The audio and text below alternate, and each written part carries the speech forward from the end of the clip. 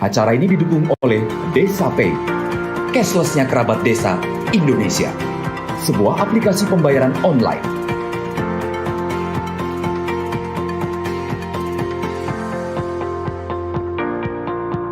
Di Desa Pay, kita akan mendapatkan update berita desa dari TV Desa.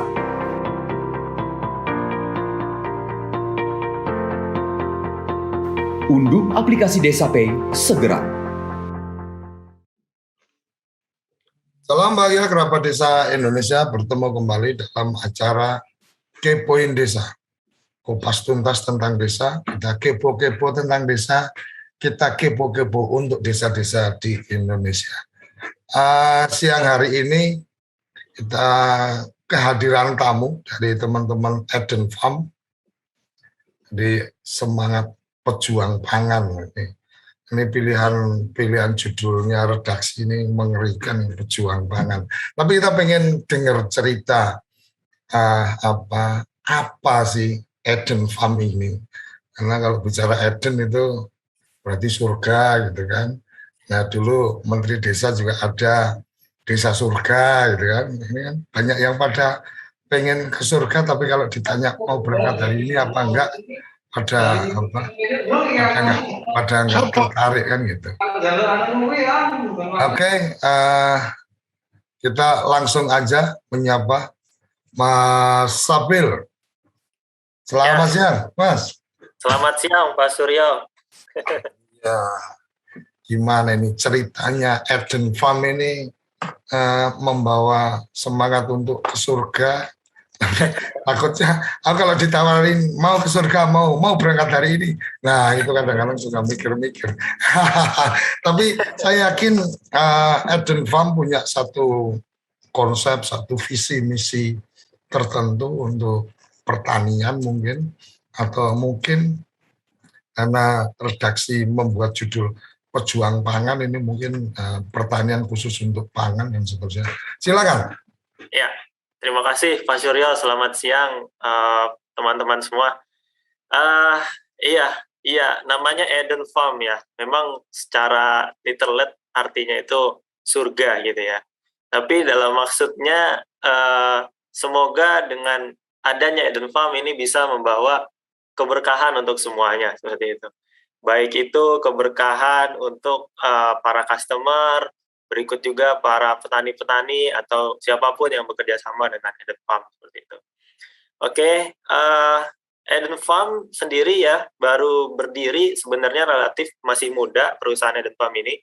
Kita baru berdiri di tahun 2017 ya, di mana pada saat itu Eden Farm perusahaan yang bergerak memang langsung dari pertanian, dari grassroots, kita dari bawah. Dulu itu Eden Farm mensupport produk-produk hortikultur yang hidroponik, jadi yang menggunakan sistem hidroponik, yang disupport oleh para pendiri-pendiri Eden Farm itu sendiri. Jadi dulu 2017, kalau boleh bercerita sedikit, Eden Farm itu para foundernya, mereka juga yang bertani, mereka juga yang mengemas gitu ya, mengepek gitu kan, mereka juga yang cari pasarnya seperti itu. Nah, ya dengan semangat ya tadi ya, dengan semangat kita mau feeding the nation ya, Eden Farm feeding the nation, ingin memberikan pangan ya kepada seluruh masyarakat di Indonesia. Jadi siapapun yang bergerak di dunia pangan ini bisa saling bekerja sama dan memberikan kontribusi lah untuk negara Indonesia ini.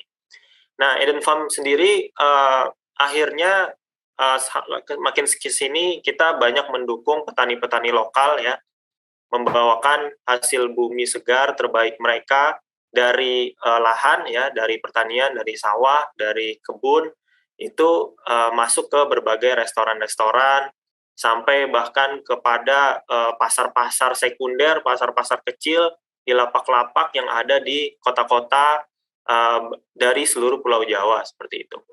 Nah,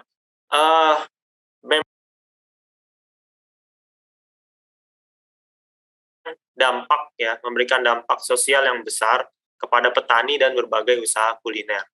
seperti itu. Nanti saya gambarkan juga di sini kemana-kemana aja sih memang channel-channelnya Eden Farm seperti itu. Kemudian visi dan misi dari Eden Farm itu sendiri. Visi Eden Farm memberikan stabilitas harga ya untuk pangan di seluruh Indonesia. Memang ini tidak bisa ibaratnya apa ya? Eden Farm bergerak sendiri seperti itu untuk menciptakan stabilitas harga sehingga fluktuatif yang biasa kita rasakan di pangan ini bisa dikurangi gitu. Fluktuasi harga yang terlalu tinggi gitu ya, itu bisa dikurangi. Kemudian misinya adalah kita mensupport semua jenis makanan, semua jenis bahan baku pangan ke F&B industri ya, ke usaha-usaha kuliner yang dengan harga yang bagus gitu ya, dengan income juga yang stabil untuk para petani. Seperti itu. Kemudian ini sekilas tentang siapa-siapa saja ya yang pernah bekerja sama di bagian hilir ya dengan Eden Farm. Ini restoran-restoran yang sampai saat ini juga masih bekerja sama dengan Eden Farm, menerima hasil-hasil bahan baku yang Eden Farm supply ke restoran-restoran berikut ini. Seperti itu.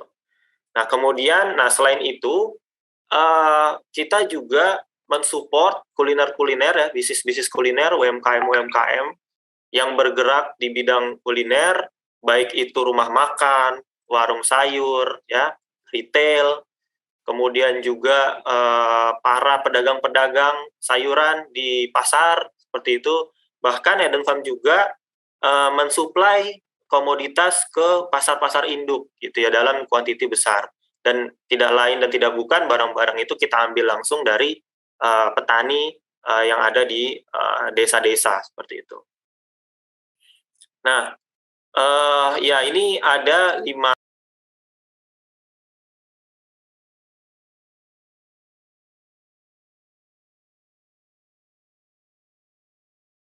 buah-buahan, hidroponik, dan juga ikan, ya, perikanan juga kita support.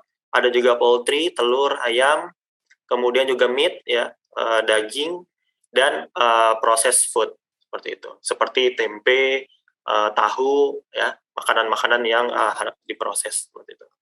Nah, masing-masing kategori ini ada lagi penjelasannya, nanti banyak jenis-jenisnya. Untuk fresh sendiri, yaitu ada sekitar 300 jenis ya sayur-sayuran yang Eden Farm jual. Seperti itu. Nah, kemudian yang kedua, kita juga berusaha untuk memberikan price stability kepada customer, ya. Jadi customer ini memang ada 2 concern-nya ya. Mereka concern yang pertama adalah kepada kualitas. Kualitas itu nomor 1 bagi customer, apalagi Eden Farm customer ini banyak ke B2B gitu ya, business to business, sehingga mengutamakan kualitas karena memang bisnis ini UMKM kita supply itu akan ada yang untuk mereka olah lagi untuk jadi makanan gitu ya. Ada yang juga untuk dijualkan lagi kepada B2C seperti itu. Kemudian yang kedua concern-nya adalah kepada price stability. Nah, kemudian lanjut ke yang ketiga, reason kenapa customer memilih Eden Farm, yaitu kita mengusahakan excellence operation. Jadi dalam hal pengiriman gitu, waktu yang tepat untuk pengiriman, kemudian adanya kualitas garansi. Jadi jika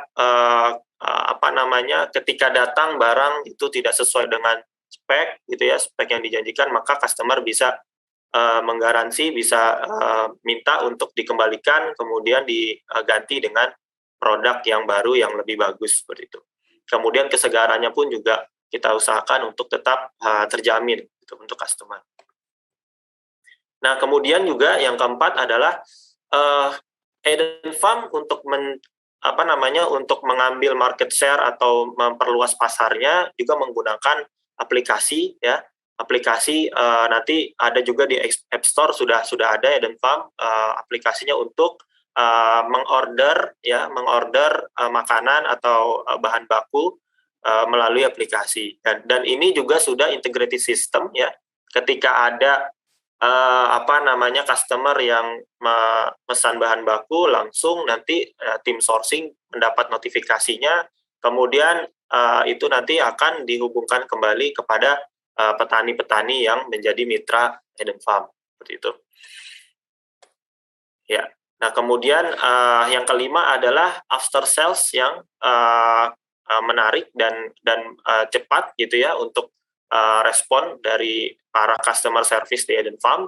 Jadi diusahakan ketika ada komplainan atau ada saran atau masukan dari customer, ini bisa langsung cepat ditanggapi oleh customer service Eden Farm, seperti itu. Ya ini bagian dari dokumentasi ya. Jadi Eden Farm itu sendiri sekarang sudah tersebar hampir di satu pulau Jawa ini sudah ada cabang Eden Farm ya. Di Jakarta ada 2 warehouse besar, yaitu di warehouse Cipondo dan warehouse Ciracas. Adapun untuk coverage suppliernya itu mostly di Jawa Barat, di daerah Subang, daerah Cianjur, Cipanas, Sukabumi, Bandung, Lembang, ya itu juga sudah menjadi coverage untuk sourcing center kita, gitu, untuk sourcing center Eden Farm seperti itu. Kemudian ada juga warehouse di Jawa Tengah, yaitu di Semarang. Kemudian juga ada juga warehouse di Bandung, di Kopo, ya. Kemudian juga ada warehouse di Jawa Timur, seperti itu di Surabaya, daerah Surabaya. Nah, adapun untuk kemitraan petani, mostly memang Eden Farm banyak di Pulau Jawa ya. Tidak menutup kemungkinan jikalau nanti Eden Farm juga akan ekspansi kepada luar Jawa ya. Juga nanti akan membuat kita channel-channel kemitraan baru di petani-petani sekitar sana, seperti itu. Nah, kemudian ya ini adalah informasi terkait Eden Farm ya. Kalau kantor pusatnya ada di Jakarta ya, di Puri Indah Jakarta Barat. Kemudian di Bandung ada juga di Eduplex Co-working Space gitu. Nah, kemudian Eden Farm ini apa aja sih yang sudah dilakukan gitu ya untuk pejuang pangan tadi gitu ya. Jadi memang awal-awal mula kita bergerak ini sangat-sangat struggle gitu ya. Sangat-sangat struggle-nya adalah pertama ketika mendapatkan bahan baku gitu ya, permasalahannya adalah bahan baku yang kita dapatkan itu terbatas gitu ya. Karena memang kita harus just in time, di mana ketika ada pesanan dari customer dengan kuantiti tertentu, kemudian kita juga harus menyiapkan bahan baku atau supply yang sama dengan kuantiti ada yang demand dari customer. Nah, ini yang membuat Eden Farm harus memiliki banyak kemitraan dengan petani gitu ya, agar supaya kontinuitas dan kualitas pun juga terjaga, sehingga permintaan dari customer pun juga merasa terpuaskan gitu customer dengan kualitas-kualitas yang diberikan, seperti itu. Ya. Kemudian juga Eden Farm sebagai informasi tambahan, kami juga bekerja sama dengan instansi-instansi pemerintahan ya, dengan Kementerian Perdesaan, dengan Kementerian Koordinator Perekonomian ya, Kemenko Perekonomian, dan juga dengan Kemenko Marves ya. Sebagai informasi, Eden Farm juga melakukan kemitraan dengan petani-petani di Sumatera Utara, di Kumbang Hasundutan, karena memang program food estate ya yang diprakarsai oleh Kemenko Marves ya dibuka di daerah sana, dan Eden Farm diberikan lahan ya sebesar 50 hektar untuk diproduksi, untuk dilakukan kerjasama dengan petani itu.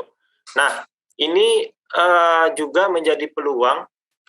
Ini juga menjadi peluang untuk petani-petani dimanapun itu ya, baik itu di Pulau Jawa, kemudian di luar Pulau Jawa, insya Allah nanti juga bisa kita provide untuk skema-skema kerjasamanya seperti itu.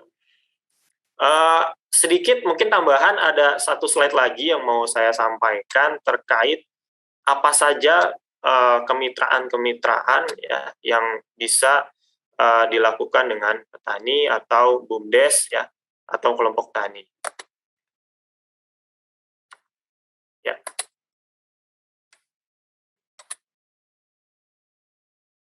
Oke. Ya. Nah, ini sebagai gambaran rantai pasok atau supply chain yang Eden Farm lakukan ya. Di mana supply chain yang Eden Farm kelola ini harus di-manage dengan efisien mungkin ya, agar dapat memberikan value dan competitive price strategi di sisi hilir seperti itu. Nah, ini gambarannya jikalau di di perdesaan mungkin ya, atau di hulu itu banyak petani gitu ya. Kemudian ada fungsi di mana di situ ada sebagai village middleman ya. Kemudian nanti dari situ dikumpulkan barang-barang dari petani, kemudian disuplai ke Eden Farm, baru nanti dari Eden Farm disuplai lagi ke kuliner-kuliner, bisnis-bisnis kuliner, kemudian ke restoran-restoran atau ke secondary market ya, ke pasar sekunder. Nah, kerjasama ini nanti bisa berlayer-layer ya. Ada nanti kita langsung bekerjasama dengan farmernya langsung, ada Eden Farm bekerjasama dengan village middleman. Village middleman ini bisa diartikan sebagai koordinator atau key opinion leader di desa-desa yang memang memiliki database atau anggota-anggota petani ya. Nah, ini nanti akan ada skema kerjasama yang bisa kita bentuk. Nah, ini potensi kerjasama ya dengan Eden Farm, di mana bukan hampir ya, 72% supply Eden Farm itu kepada low market. Jadi memang di sini Eden Farm harus mengusahakan bahwa harga itu harus menggunakan standar seenggaknya menggunakan standar pasar induk gitu. Jadi Eden Farm harganya itu tidak akan melebihi atau lebih mahal daripada pasar induk seperti itu. Supaya apa? Customer Eden Farm yang memang bergerak di low market seperti pasar-pasar sekunder, kemudian bisnis-bisnis kuliner tradisional itu bisa membeli dari Eden Farm gitu ya, dengan harga yang murah, terjangkau, kemudian juga kualitas yang bagus, dan ada servis tambahan di mana ada pengiriman gitu langsung ke customer di Eden Farm. Kemudian juga Eden Farm bekerja sama dengan partnership yang lain seperti Gojek, GDID, dan partnership yang lain seperti itu. Nah ini contoh-contoh ya kerjasama dengan Eden Farm, di mana journey yang pertama itu misalkan nanti di sini ada bapak-bapak petani yang nonton atau siapapun yang memang bergerak di pertanian, bisa langsung menghubungi Eden Farm jikalau memang hasil produknya mau langsung dibeli oleh Eden Farm seperti itu. Nanti kita dihubungkan pada tim sourcing, nanti akan diberitahu gimana cara-caranya, kemudian nanti akan ada tawar-menawar harga lah seperti itu, yang nanti pastinya jika deal nanti bisa langsung kirim sampel ke Eden Farm di warehouse terdekat, kemudian nanti akan di-PO oleh tim sourcing seperti itu. Kemudian ada kerjasama dengan namanya Eden Sourcing Center yang tadi ya, village middleman yang dimana di sini bisa berupa key opinion leader atau BUMDes atau kelompok tani. Ini bisa kita kerjasamakan menggunakan sistem Eden Sourcing Center gitu ya. Nanti untuk teknisnya nanti bisa kita bicarakan lebih lanjut. Kemudian yang kedua adalah ESC2. Nah, ini adalah dengan menggunakan skema pola tanam. Jadi petani kita arahkan untuk melakukan tanam itu sesuai dengan pola, agar apa? Agar hasilnya ini benar-benar terserap semua karena sesuai dengan demand yang dimiliki oleh Eden Farm seperti itu. Jadi dengan pola tanam, kemudian juga dengan kontrak harga itu. Kontrak harga kita bisa fleksibel, mau floating price atau flat price, itu nanti bisa dibicarakan lebih lanjut. Kemudian yang ketiga ya, ESC3 ini kerjasamanya dengan Farmers Funding gitu ya. Jadi ini juga nanti melalui asesmen yang ketat memang ya, karena ini adalah pendanaan investasi, bahwasanya kita lihat dulu nih performa petani-petani yang sudah melalui tadi ya, mulai dari beli putus, kemudian tadi ada kerjasama pola tanam. Nah ini nanti kita lihat performanya, jika memang bisa untuk naik kelas, kita lakukan pendanaan supaya apa? Supaya produktivitasnya lebih meningkat dan efisiensi juga lebih bagus seperti itu. Ya, ini nanti skema lebih lanjut ya. Jika nanti ada farmers funding contohnya ya, nanti ini kita bisa dengan petani itu bisa bagi hasil, entah itu bagi hasil panennya atau nanti setelah menjadi revenue, menjadi penjualan seperti itu. Adapun bagi hasilnya ini berapa persentasenya, ini biasanya kita melakukan berdasarkan persentase modal yang dikeluarkan. Jadi misalkan kalau petani ada mengeluarkan modal tenaga kerja, maka itu nanti persentasenya akan lebih tinggi daripada petani yang hanya memberikan lahan saja seperti itu. Adapun tenaga kerjanya minta dibayar gitu. Nah ini akan beda gitu ya bagi hasilnya seperti itu. Ya mungkin ini nanti lebih teknis lagi ya. Mungkin nanti kita bisa bahas di tanya jawab saja. Untuk secara garis besar itu yang bisa saya sampaikan, Pak Suryo. Kembali lagi ke Pak Suryo. Terima kasih. Oke, makasih. Mas, mungkin kadang ini kan kalau melihat presentasi yang disampaikan, ada bahasa sulit nih yang kadang kita jadi, oh ini maksudnya apa? Mungkin apabila memungkinkan informasi-informasi tentang menggunakan bahasa Inggris ini mungkin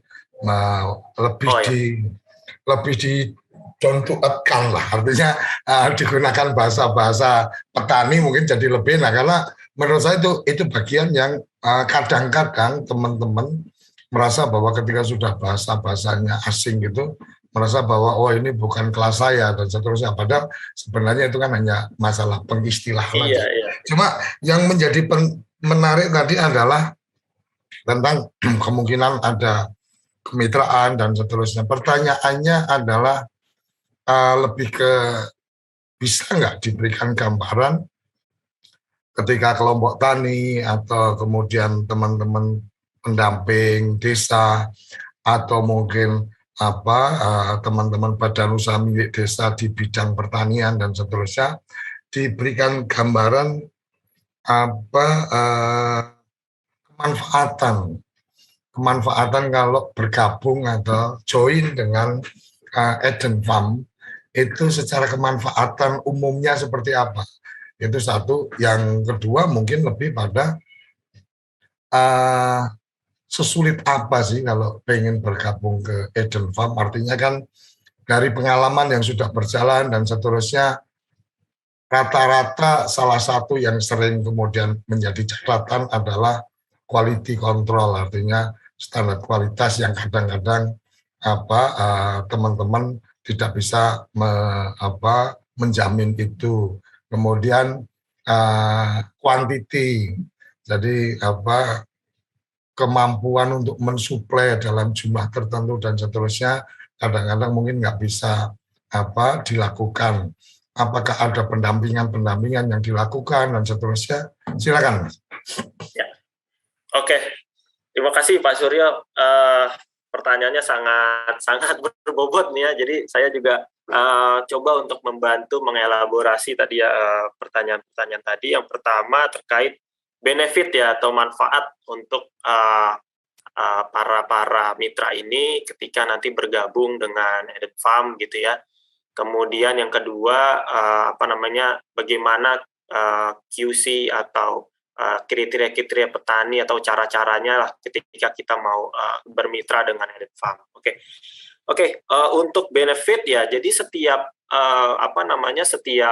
tadi ya skema kerjasama tadi memiliki benefit-benefitnya masing-masing gitu ya. Contoh misalkan ketika nanti BUMDes atau kelompok tani bekerja sama dengan Eden Farm seperti itu ya.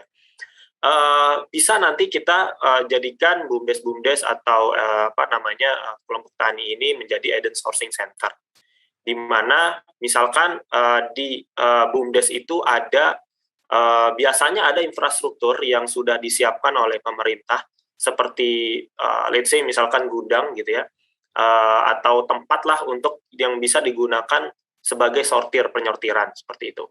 Nah, nanti tempatnya itu atau lokasi yang untuk penyortiran itu bisa nanti dilakukan penyewaan lah oleh Eden Farm seperti itu. Kemudian untuk jasa untuk misalkan ada middleman atau key opinion leader tadi yang bekerja sama bantu untuk Eden Farm mengakses kepada petani ya.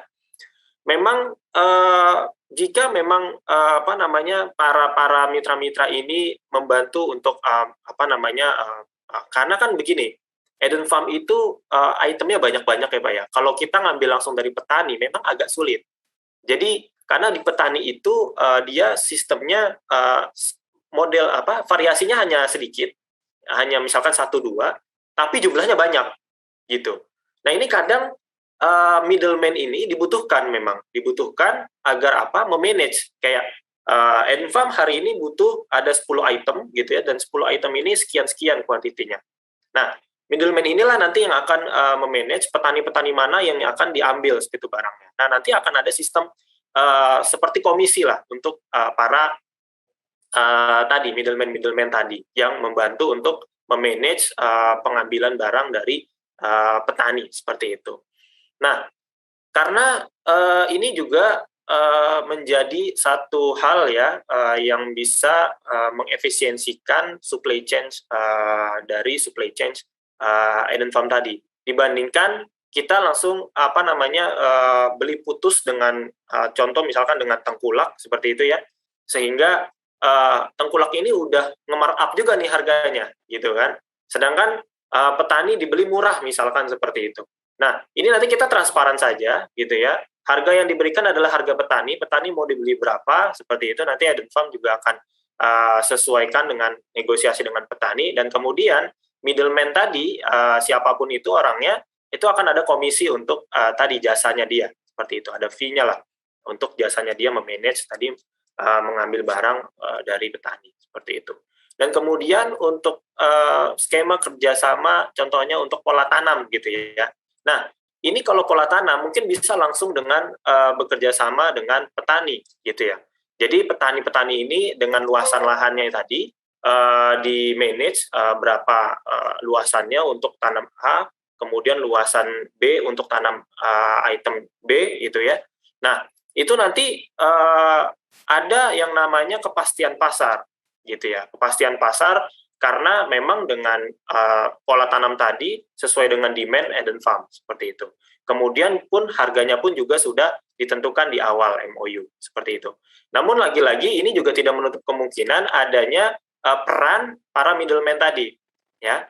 Peran pada para middleman tadi untuk supaya apa? Karena kalau misalkan langsung ke petani dibikin pola tanam, kadang-kadang juga petani punya lahan sedikit seperti itu. Punya lahan hanya 1.000 meter, kemudian punya lahan hanya 2.000 meter, let's say misalkan. Nah, kalau memang ada tadi ya koordinator di desa misalkan, petani-petani tadi di manage, jadi total lahannya jadi besar seperti itu. Jadi Eden Farm memetakan atau membuat polanya itu jadi lebih enak seperti itu. Nah, ini nanti akan ada benefit-benefit juga untuk para middleman tadi atau koordinator tadi seperti itu. Nah, itu untuk pertanyaan yang pertama ya, terkait benefit manfaat untuk koordinator seperti itu.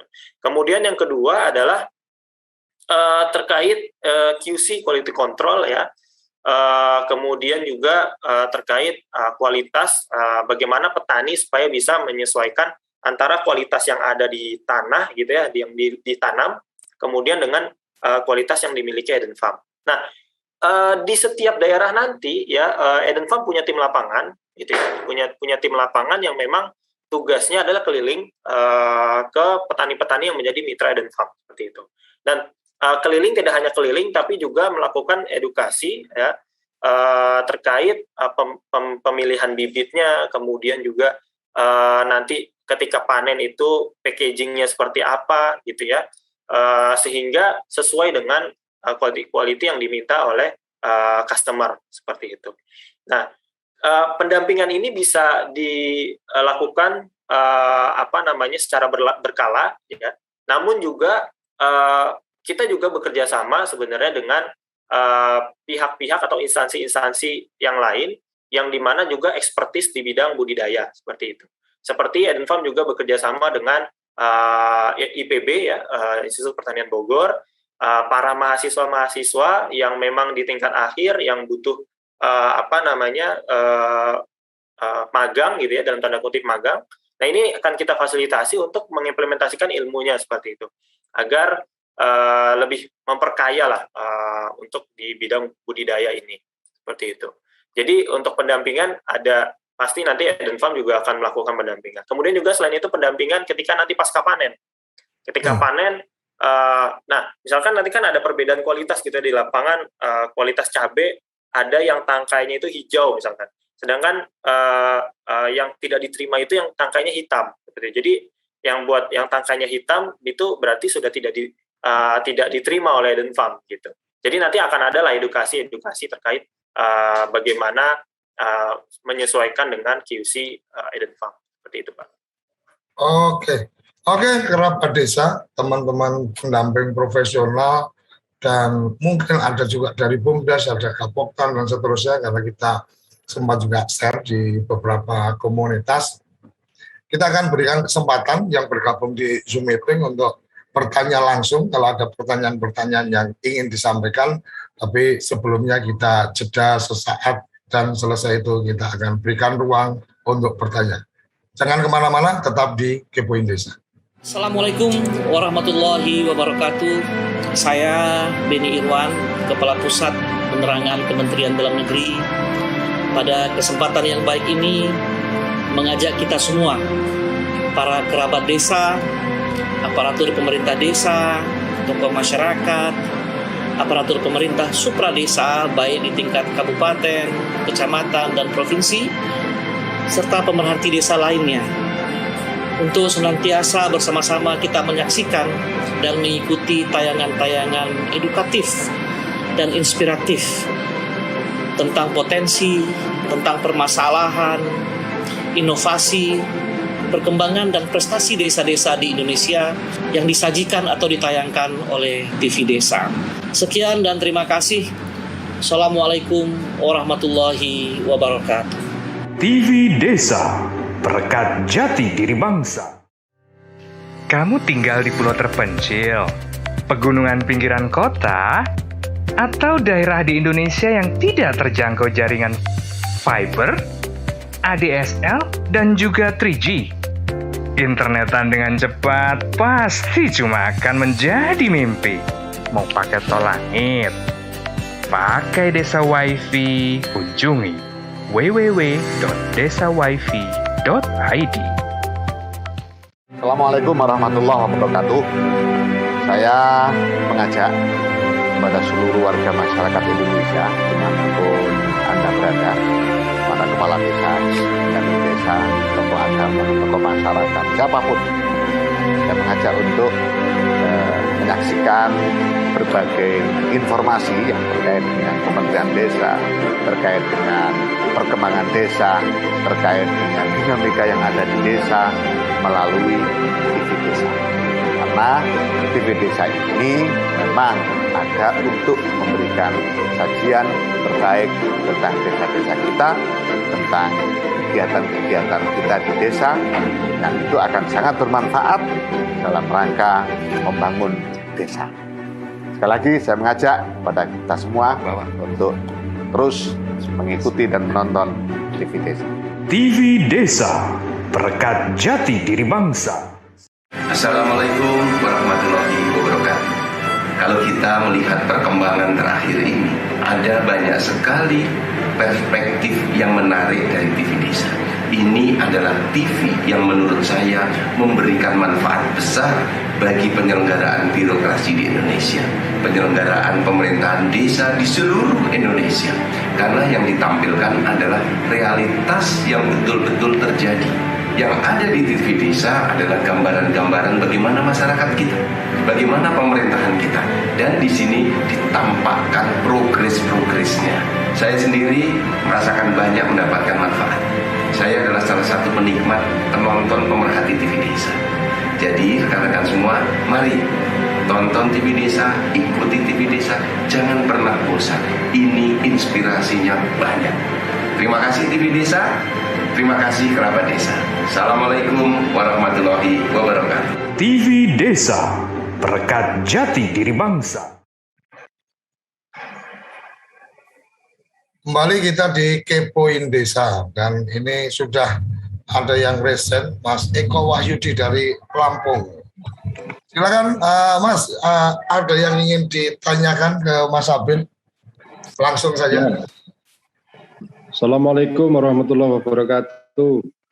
Waalaikumsalam. Waalaikumsalam warahmatullahi wabarakatuh. Sugeng siang Gus Koco dan Pak Sabili.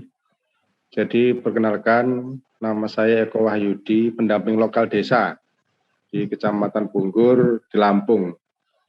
Jadi sekilas geografi di kampung dampingan saya itu mayoritas adalah petani. Dan banyak sekali gapoktan di kampung dampingan saya. Saya tertarik. Kenapa? Karena 2 tahun terakhir ini kalau ditanami padi di tempat kami itu sering gagal. Gitu. Jadi pertanyaannya adalah bagaimana atau adakah tutorial atau semacam juklak juknis ketika saya ingin menyampaikan kepada gapoktan dan badan usaha kampung, milik kampung yang ada di kampung dampingan saya. Terima kasih. Demikian Pak Sabili yang bisa saya tanyakan. Assalamualaikum warahmatullahi wabarakatuh. Waalaikumsalam. Silakan Mas Abil. Ini menarik ini, karena di desa banyak gapoktan. Kadang-kadang mereka juga masalah ketika lahannya selesai satu kali tanam, nggak bisa tanam yang lain dan berikutnya. Dan mungkin juga perlu diberikan gambaran ini yang menjadi fokus dari Eden Farm ini, produk-produk apa gitu? Apakah hortikultura atau kemudian apa produk pangan termasuk sampai ke beras dan seterusnya. Silakan. Oke. Ya, terima kasih Pak Eko Wahyudi ya dari Lampung. Oke. Untuk juklak dan juknisnya Eden Farm ada ya. Nanti juga bisa kita mungkin nanti setelah ini untuk lebih lanjutnya lagi nanti bisa kita follow up ya dengan tim Eden Farm terkait nanti bagaimana juklak dan juknis menyampaikan kepada gapoktan agar juga para petani paham gitu ya dengan tujuan atau manfaat untuk mereka ketika bergabung dengan Eden Farm seperti itu. Nah, kemudian untuk fokus produk Eden Farm sebenarnya untuk fokus kita banyak ya, maksudnya untuk barang yang diterima oleh Eden Farm itu baik itu sayuran daun maupun itu sayuran yang bentuknya keras gitu ya, kayak timun, oyong, paria. Nah itu juga akan diterima oleh Eden Farm. Namun saat ini yang paling dominan gitu ya, demand yang paling dominan untuk Eden Farm itu sendiri adalah cabai ya, cabai keriting merah, kemudian cabai rawit merah, kemudian juga bawang merah, kemudian kentang dieng, dan kemudian tomat, timun, kemudian juga kol putih. Nah itu yang memang menjadi demand dominan lah untuk Eden Farm seperti itu. Seperti itu. Hortikultura ya, hortikultura ya. Ya, mostly memang kebanyakan hortikultura gitu Pak. Oke. Mas Eko Wahyudi, semoga sudah ngisi absensinya, sudah kita share.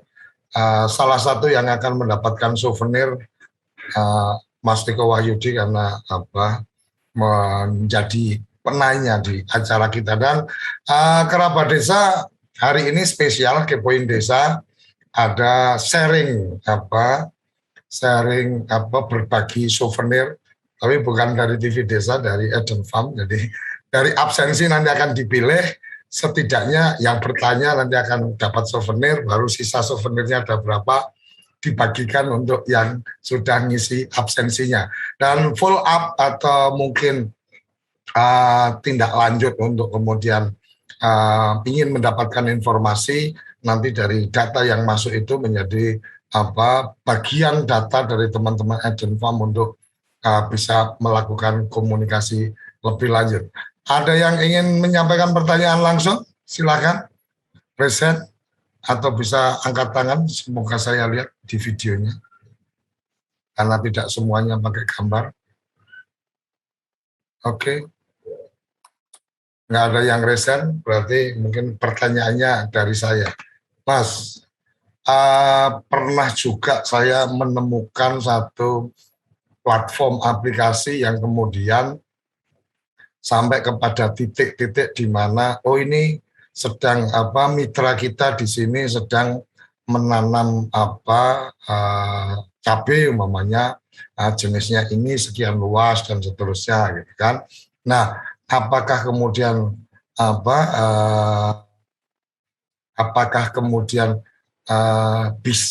aplikasi semacam itu juga ada di Eden Farm sehingga menjadi kedetek nih.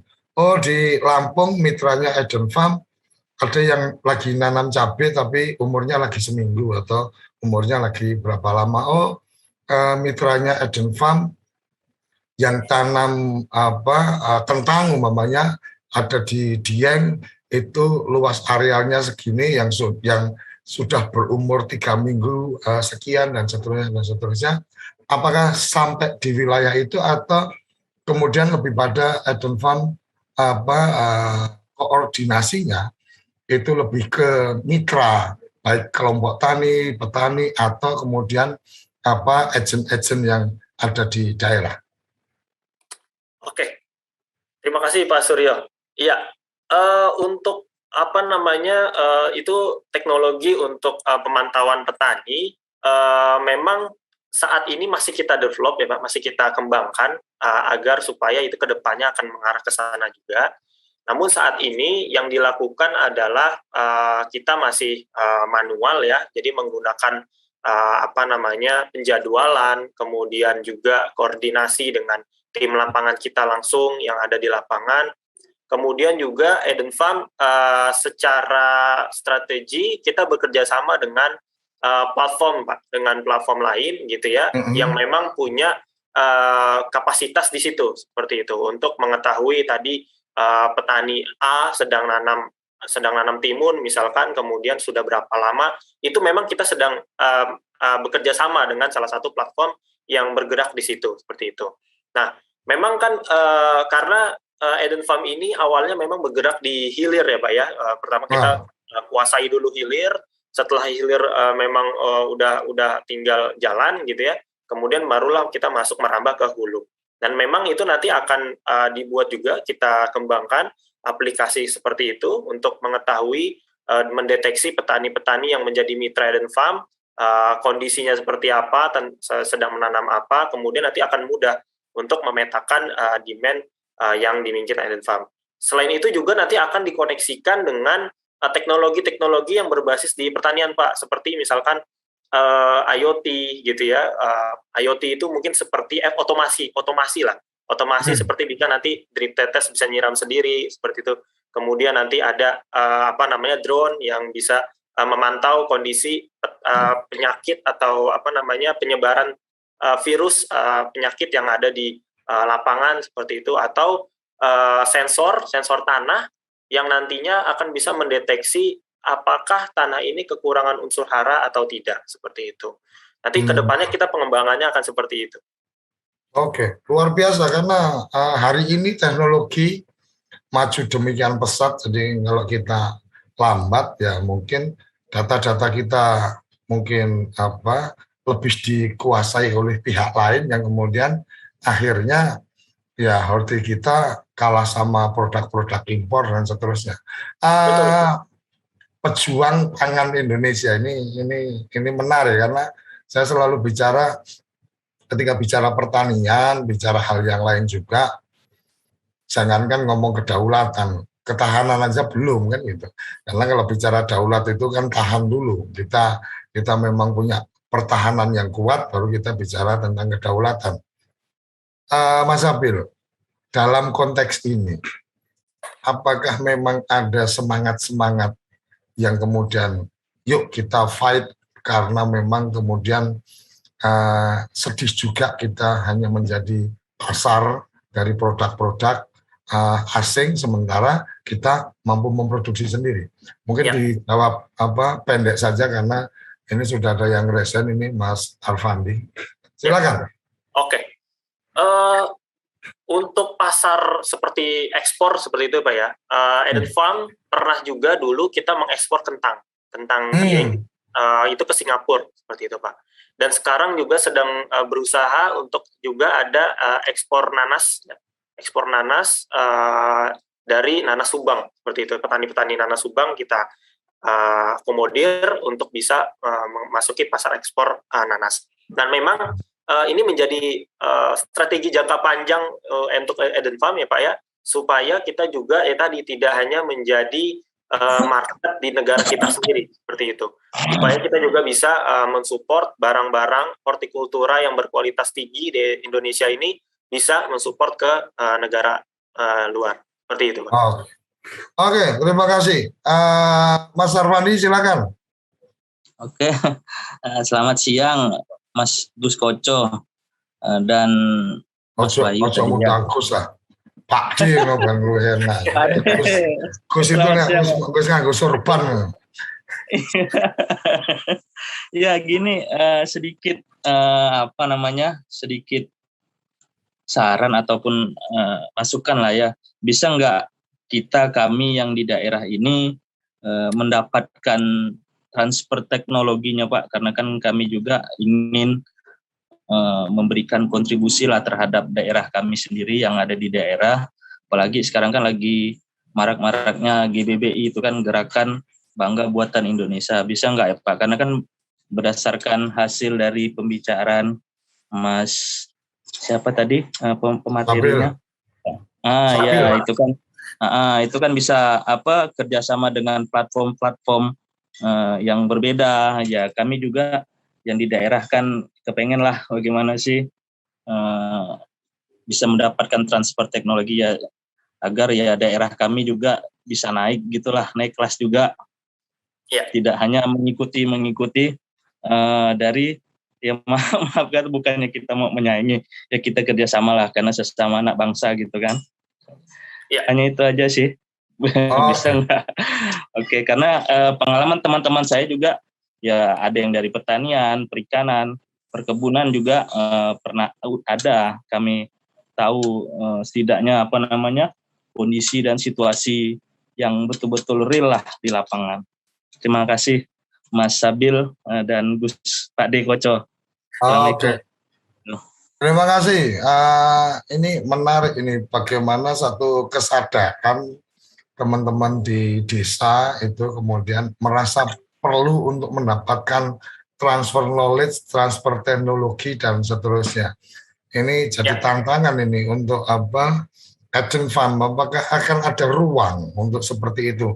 Dan kerabat desa jangan lupa untuk isi absensinya supaya nanti kalau dari teman-teman Eden Farm dengan data itu bisa say hello sehingga jadi tahu nomor kontak komunikasi dengan tim dari Eden Farm. Silakan. Oke, terima kasih Pak Arfandi ya untuk pertanyaannya. Saya jawab itu sangat mungkin Pak, sangat mungkin. Jadi memang ya tadi ya, untuk supaya kita bisa berdaulat pangan, menjadi pejuang pangan, ya teknologi itu menjadi suatu keniscayaan untuk supaya mengefisiensikan produksi. Dan teknologi ini nggak bisa sifatnya eksklusif, dia harus inklusif. Jadi memang petani-petani yang melakukan budidaya harus juga tahu cara penggunaannya, kemudian cara mengaksesnya seperti apa. Ya, itu memang nantinya pasti akan ada transfer knowledge kepada petani, memang tapi diawali pertamanya dari Eden Farm dulu. Ya, jadi karena memang teknologi ini investasinya sangat besar ya Pak ya. Tapi jikalau dilakukan secara efisien, maksudnya adalah dalam hal ini luasan lahannya memang yang dikelola untuk teknologi itu memang mencapai titik ekonomisnya, itu memang sangat memungkinkan untuk pakai teknologi. Karena memang kita kalau lihat di luar negeri ya, contohnya di Amerika atau di Australia, itu kenapa mereka pertaniannya maju gitu ya, karena memang lahannya besar, kemudian dilakukan secara otomatis, mekanisasi pertaniannya memang bisa seperti itu. Dan mereka misalnya juga contohnya di Australia gitu ya, jumlah manusianya lebih dikit daripada jumlah lahannya gitu. Jadi memang lahannya yang besar itu bisa dikelola dengan teknologi. Tapi tidak menutup kemungkinan juga di Indonesia jikalau memang bisa dilakukan tadi korporasi pertanian seperti itu. Jadi petani ini dikelola, jadi teknologi itu digunakan tidak hanya untuk satu lahan petani A, misalkan petani B, tapi juga digunakan secara bersama-sama. Seperti itu. Izin Pak Surya, nanti saya di akhir akan menampilkan video ya, ada video nih sebagai gambaran nanti ke depannya Eden Farm untuk teknologi ini seperti apa. Gitu. Oke, menarik. Jadi teknologi semakin mudah, semakin murah menurut saya ke depan. Tetapi yang kemudian menjadi penting adalah bagaimana kreativitas kita atau bagaimana kalau istilah teman kemarin di relawan TIK itu infrastruktur gampang, software gampang, hardware software itu gampang, tapi brainware-nya itu yang memang jadi penting, artinya cara berpikirnya.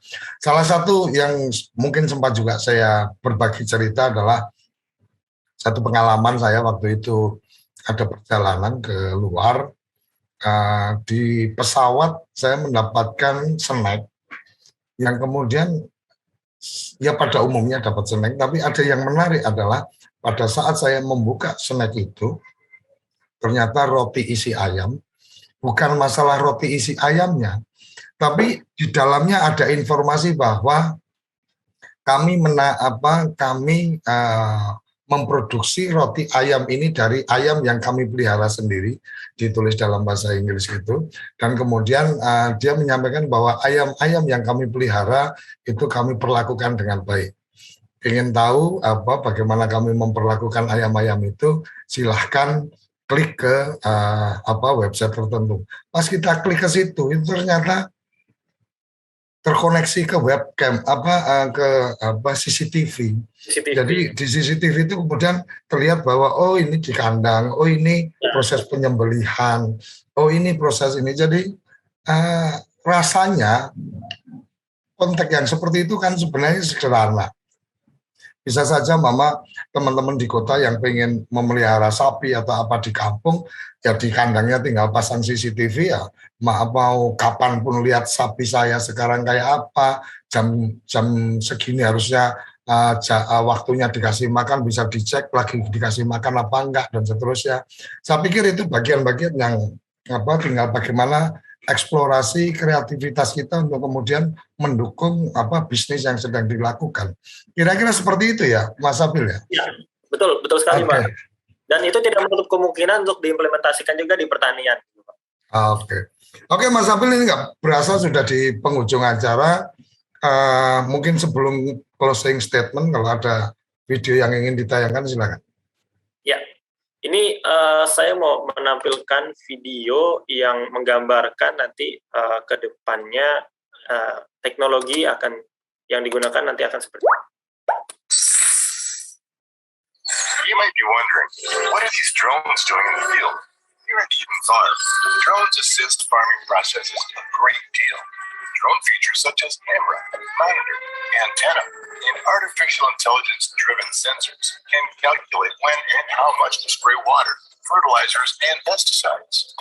Besides drones, we have automatic tractors that help in watering the fields, which is essential in preparing our land's readiness for plantation.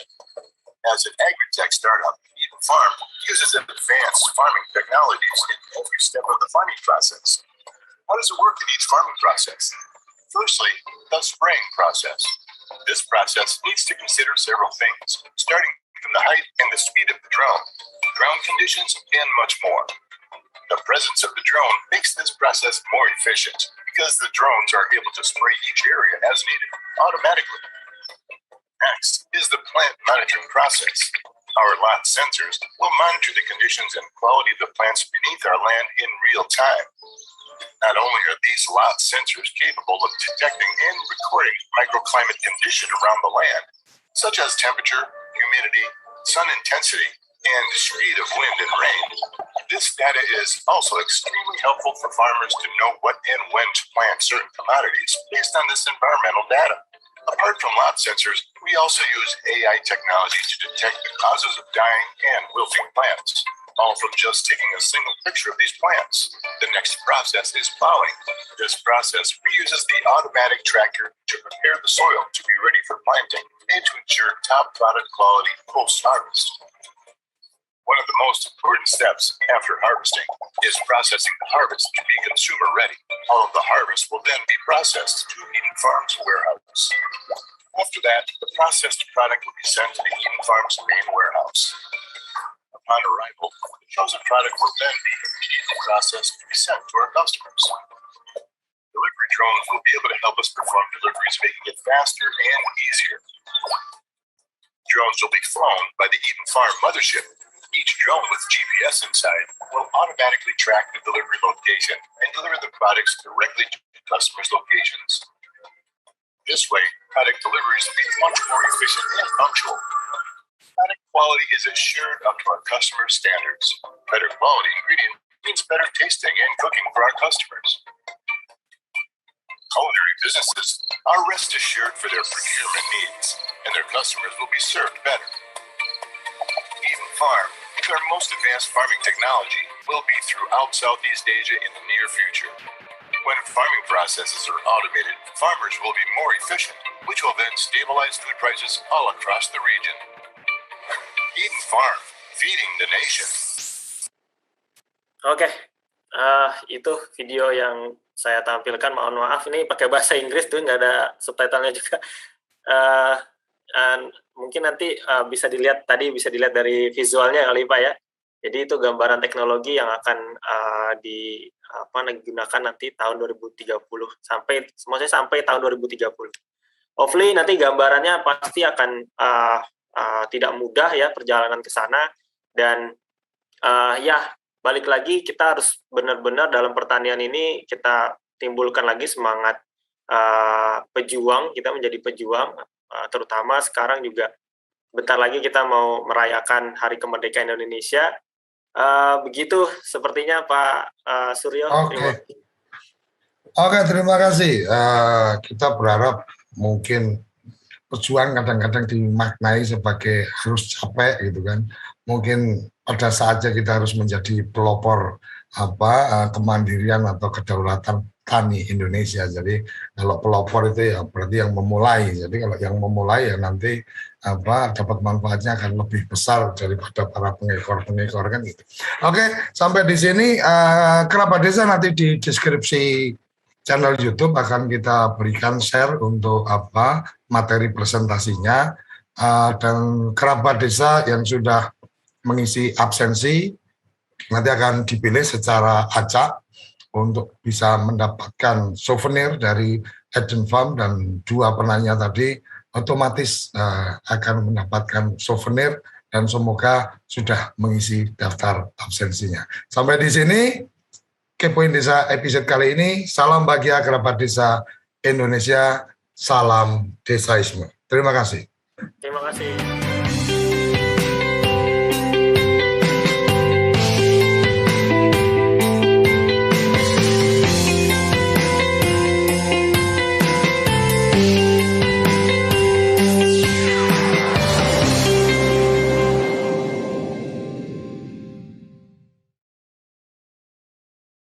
Acara ini didukung oleh Desa Pay, cashless-nya kerabat desa Indonesia, sebuah aplikasi pembayaran online.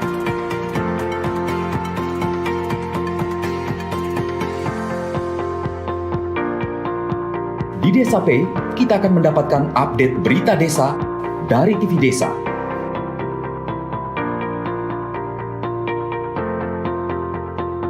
Unduh aplikasi Desa Pay segera.